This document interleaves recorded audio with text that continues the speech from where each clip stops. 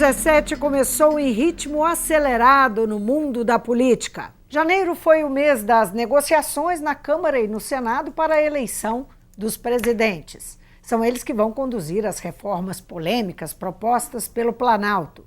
Foi também o mês da morte do ministro do Supremo, Teori Zavascki, que já tem substituto a ser confirmado no parlamento. O escolhido do presidente Michel Temer é Alexandre Moraes, que até agora ocupou o Ministério da Justiça.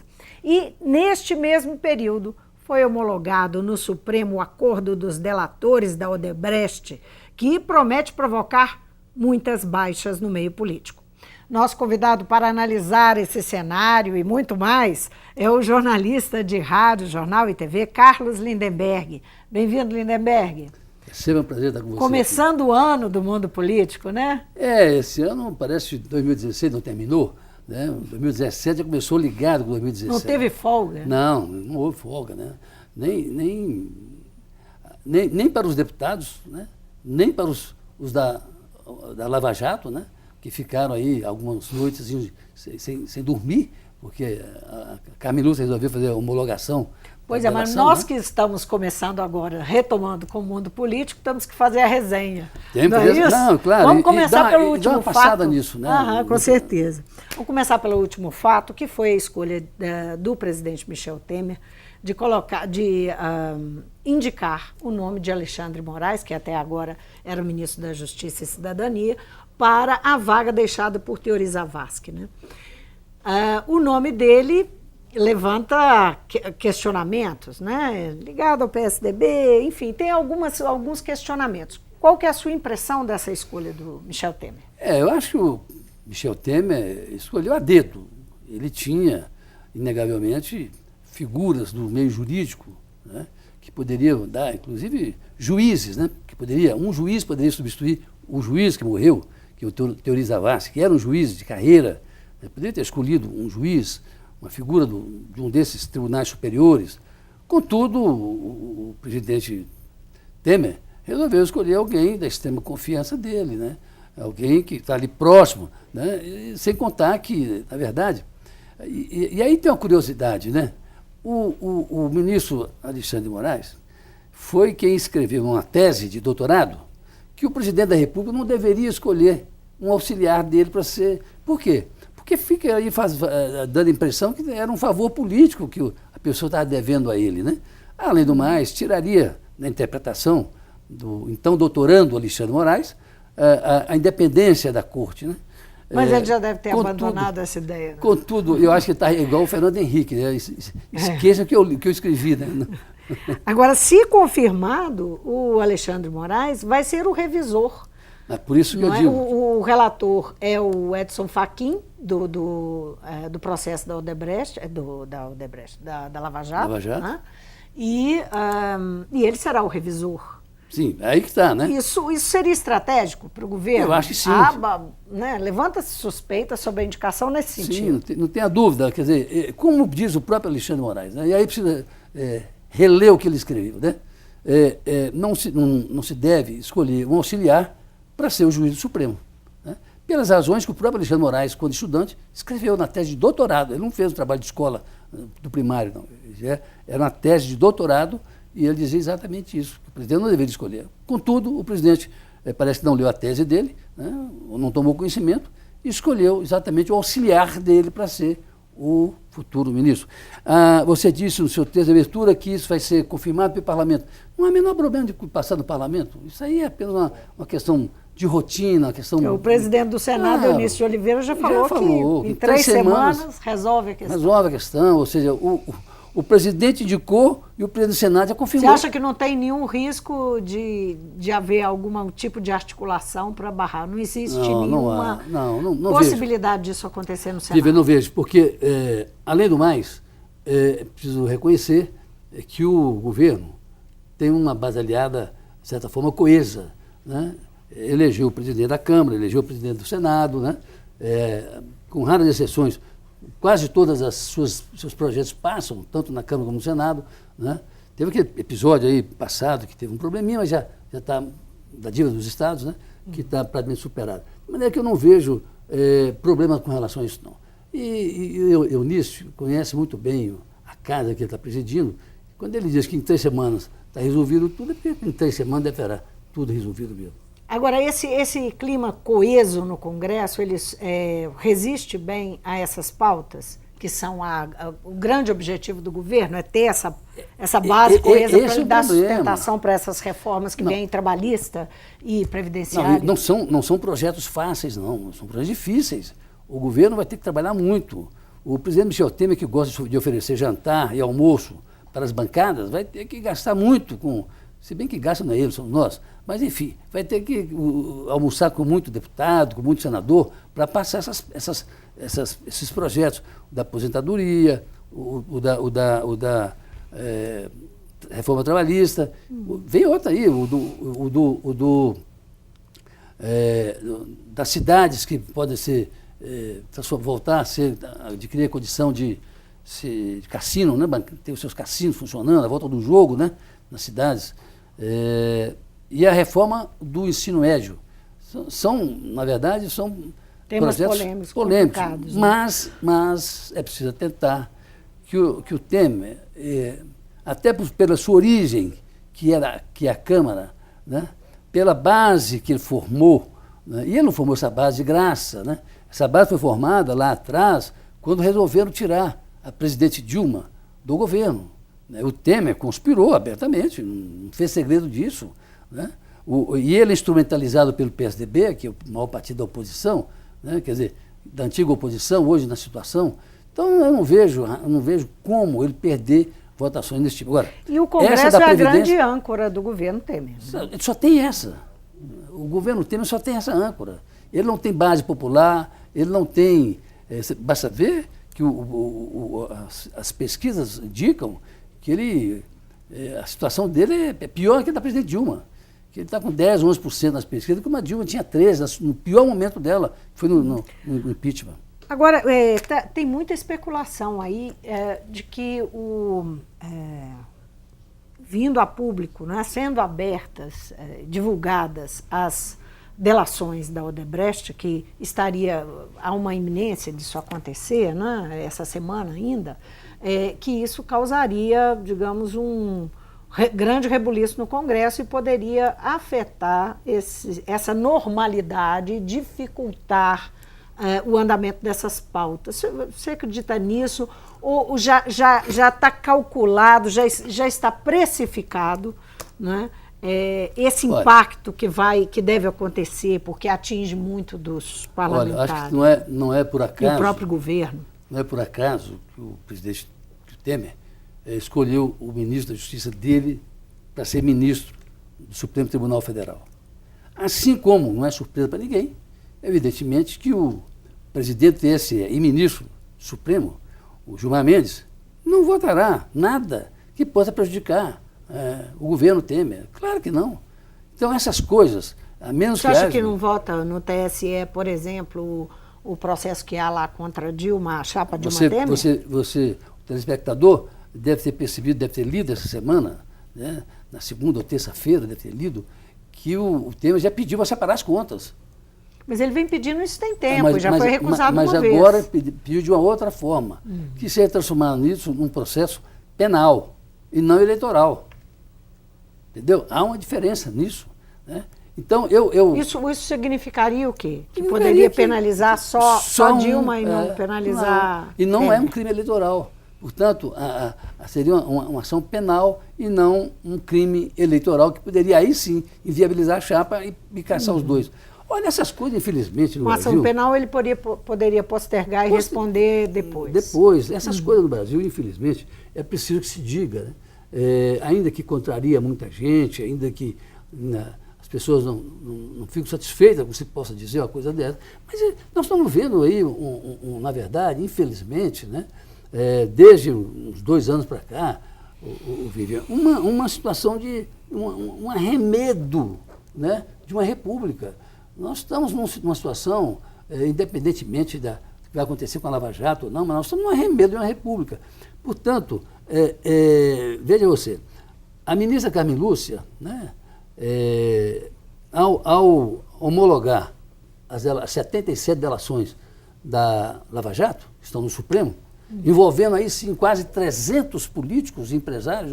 As que estão no Supremo envolvem os políticos, né? Porque são no Supremo, no Supremo, quase 300, né?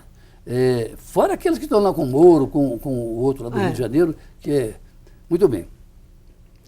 Ela manteve o sigilo, sabe? Eu devia ter aberto o sigilo. Vamos quebrar o sigilo disso, vamos abrir tudo. Ah, não, mas não podia porque não tem um relator ainda. O relator que deve fazer isso ou não.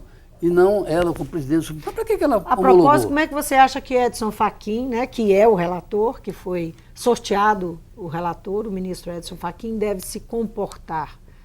Qual que é o seu palpite? Difícil entender cabeça de juiz, né? No interior se dizia isso, né?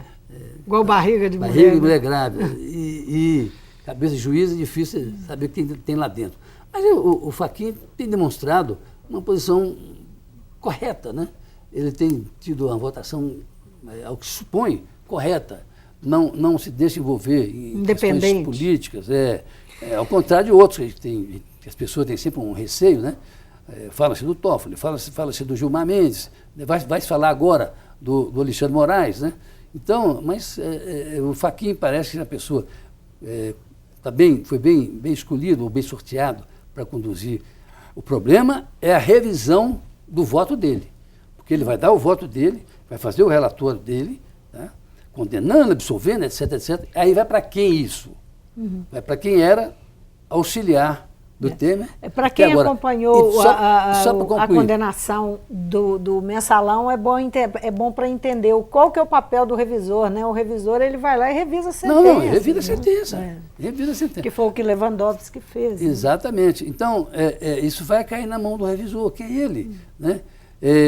Então, essas situações deixam a gente apreensivo com relação a desdobramentos. O que pode acontecer, o que não pode acontecer. A gente vê tanta articulação política no judiciário que a gente fica realmente apreensivo com relação ao que pode vir a acontecer. Nós falamos aqui do Eunício de Oliveira, que é o presidente do Senado, e tem também agora o novo presidente, que é o Rodrigo Maia, mas apesar desses acertos, né, e desse bom encaminhamento para o governo Temer no Congresso, o fato é que o governo tem problemas, continua tendo sérios problemas com a economia brasileira. A economia está em mau passo, continua em mau passo. Sim. Como é que você consegue perceber aí para frente? Esse é um grande problema, porque, na verdade, o governo tem uma maioria, digamos, sólida ou coesa no Congresso. As medidas passam, podem passar no Congresso. Uma ou outra pode voltar, mas, de modo geral, a tendência de passar tudo, ou quase tudo, pelo Congresso, né, que o grande erro do governo passado, não ter o Congresso como aliado. Né? Criou frente de briga com o Congresso e deu no que deu, infelizmente, para a democracia, para o rito democrático. Né? Então, o problema é a economia, porque ela não sai do lugar. Né? Você vê que se fala, por exemplo, a indústria automobilística bateu recorde de vendas. Bateu um recorde de vendas, de produção. Recorde de produção. Ótimo, bateu um recorde, realmente. Mas essa produção é de carro para ser exportado. Não é o mercado interno. O mercado interno não está comprando nada. Então, continua andando de lado, se não para trás. Né? Exatamente. Então você vê que há problemas sérios na economia. Né? Com essas medidas que vêm por aí, como a questão da Previdência, a reforma da Previdência, que penaliza mais ainda o trabalhador, né? Então vai ser difícil essas coisas acontecerem com alguma normalidade. Né? O que eu estou estranhando até agora, não sei se é por causa do período, tá todo mundo saindo de férias agora, porque no final do ano a metade do país vai para a praia em janeiro, a outra metade vai em fevereiro. Né? Então esse desencontro. Né?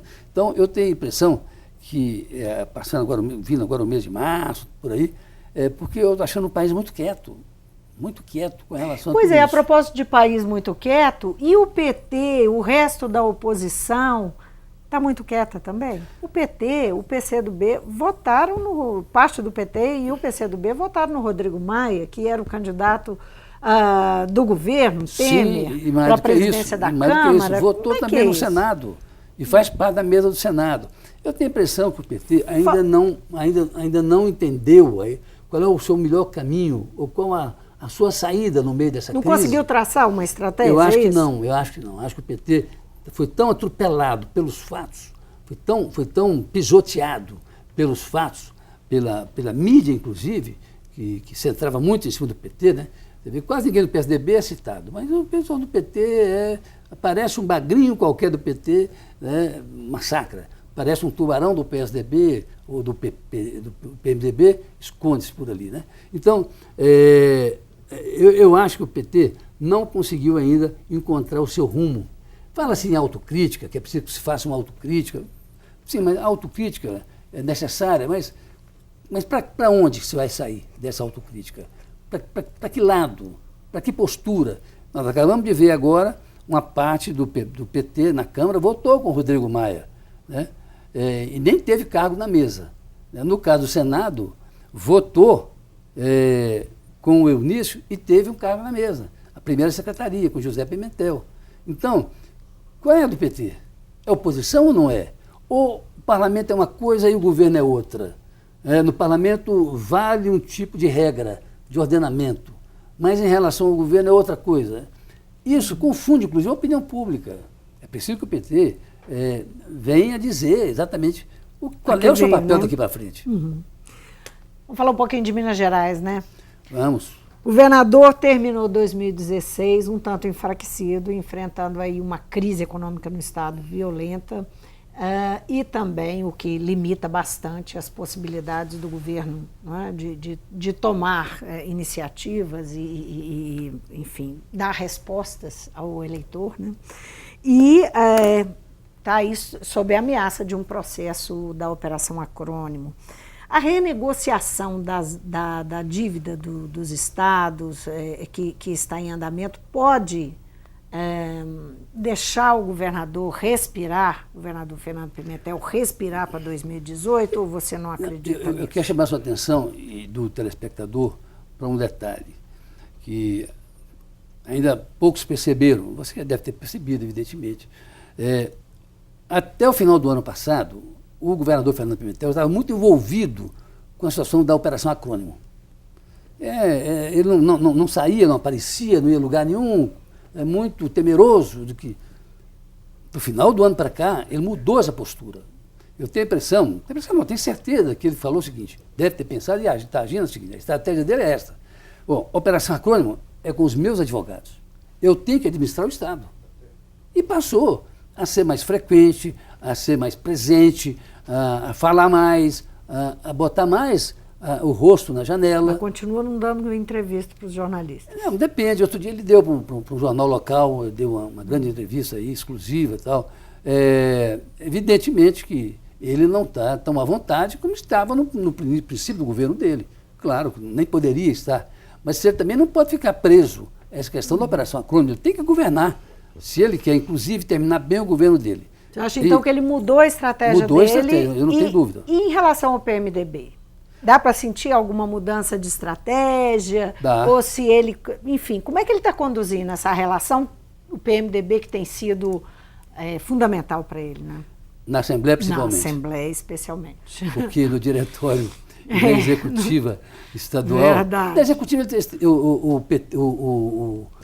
o PMDB, que é do governo, vamos dizer assim, o Adal Clever, etc., eles têm maioria. Né? Eles têm de 12, eles devem ter lá uns 7, 8 cargos. Portanto, não tem nenhum problema. São os deputados? São os deputados. Agora, o problema é saber o seguinte, como é que essa crise vai se desdobrar daqui para frente? O vice-governador, que resolveu bancar essa briga com o governador, né? Aliás, outro dia até eu almocei com o vice-governador, e vou confidenciar aqui, eu perguntei assim, o senhor acha que o governador termina o mandato? Ele falou, não termina. Então, foi muito enfático. Enfático? Não, ele foi curto, eu nem terminei a pergunta e já respondeu, não termina. Mas, enfim... então é uma aposta dele. Então, ele estava tomando água, não estava tomando nenhuma bebida alcoólica, estava tomando água. Nós todos estávamos tomando água porque estávamos ali numa tarefa de trabalho, né? Então, veja bem, essa questão aí é o seguinte, o governador tem um certo controle, digamos assim, via o deputado Adal Clever, da Assembleia Legislativa. Pode não ser os 35 votos, sei lá, mas tem a maioria. Se colocar em votação, a posição do governo vence. Agora, nós vamos ter para frente aí toda essa confusão, a renovação da... Por exemplo, o caso Zezé Perrella. É uma crise dentro do partido. Criou-se uma crise dentro do partido. Né? O caso Zezé Perrella, só para situar, né? Conta rapidamente o caso Zezé Perrella, que foi uma iniciativa do Aécio, né? De levar o PSD para ele para o PMDB, não é isso? Tem um deputado federal, amigo meu. Tem um deputado federal, amigo meu, a quem eu perguntei, mas me cá, fulano, como é que é isso? O Zezé Perrella, no PMDB, ele chegou perto de mim e falou, senhor fulano, desculpa não ter comunicado você, mas o Aécio me convidou para ir para o PMDB, eu fui. Então, assim... Mas o que é? Está dividindo para governar?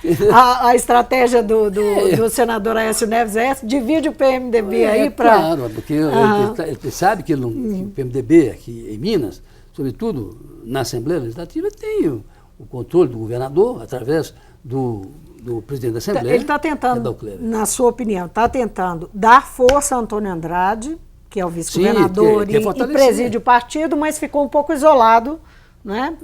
Porque o presidente da Assembleia, Clever Lopes, tem tido, enfim, maioria no controle da executiva. Então, veja você. Então, a questão do Zezé Perrella, né? Chegou via diretório nacional, o que consta, né? Como membro do PMDB, é hoje um senador do PMDB, né? Porque PMDB e PSDB hoje não tem muita diferença, né? É tudo a mesma coisa, né? Então, ele está no PMDB, ele que foi do PSDB antes, né? Antes de passar pelo PTB, ele foi do PSDB. Então, ele chegou muito bem. A Assembleia Legislativa, os deputados reagiram violentamente, com a nota dura, estranhando e repudiando a filiação do Zezé Perrella, que também não está nem aí para essas coisas, né? Ele passa de liso nisso aí, para ele é bobagem, essas reações para ele são bobagem. O nível da consciência política dele é outro, não entra nessas bobagens. Então, bobagem para ele, né? Para a gente isso tem alguma importância, evidente. E aí o que acontece? Nós vamos ter para frente aí, lá para outubro, a renovação do diretório. Mas antes disso, é preciso que o telespectador fique sabendo, a executiva do partido vai ter que homologar ou não a filiação do Zezé Perrella. Esse é um problema sério. Mas isso pode ser postergado até lá? Não. Porque a executiva, eu conversei com alguns deputados que fazem parte da executiva, se o Toninho Andrade não convocar a executiva, como eles acham que deveriam convocar, 1/3 dos 12 pode fazer a autoconvocação da executiva. Então não depende dele. Né? É isso? Então podem fazer a convocação da executiva. Não depende da convocação do presidente. E aí vai ser uma confusão, porque como é que vai ser? Vão expulsar o Zezé Perrella? Se expulsar o Zezé Perrella, como vai reagir o diretório nacional, que foi quem filiou o Zezé Perrella aqui no PMDB de Minas, né? Então é mais um problema que tem pela frente para o PMDB digerir, né? Mas a situação do PMDB é uma coisa fora do âmbito da Assembleia, e a outra coisa é aqui dentro da Assembleia, onde corre aquela situação da Operação Acrônimo, com o pedido de poder ou não processar o governador. Eu acho que essa situação está bem tranquila aqui dentro da Assembleia. Vamos aguardar, né? Então, aguardar. Nesse semestre pode ser que tenha um desfecho. Não, e são muitas coisas para acontecer, quase que simultaneamente. Porque se tem uma coisa atrás da outra. Nós falamos aqui, esquecemos, por exemplo, hoje o protagonismo da cena política hoje não é uma Assembleia, não é Câmara, não é Senado. O protagonismo é o Supremo Tribunal Federal. A política hoje gira em torno do Supremo Tribunal Federal. Não é mais em torno das lideranças clássicas, né? Hoje isso é uma figura menor, são figuras menores. Hoje que até o futuro do Legislativo está na mão dele. Claro, então o protagonismo hoje é do Supremo Tribunal Federal. Lindenberg, muitíssimo obrigado por vir ao Mundo Político. É sempre um prazer. Pela primeira vez em 2017 e eu espero que por muitas outras. Claro. Eu conversei com Carlos Lindenberg, nós falamos aqui de muitos assuntos que estiveram e estão na pauta de 2017, desde o início do ano, nessas semanas de janeiro para cá, que é a escolha de Temer para a vaga no Supremo, também as delações da Odebrecht, enfim, a presidência, as presidências da Câmara e do Senado, os novos presidentes e os desdobramentos desses fatos para a política e tantos outros aqui também em Minas Gerais. O Mundo Político fica por aqui. Obrigada por nos acompanhar e até o próximo programa.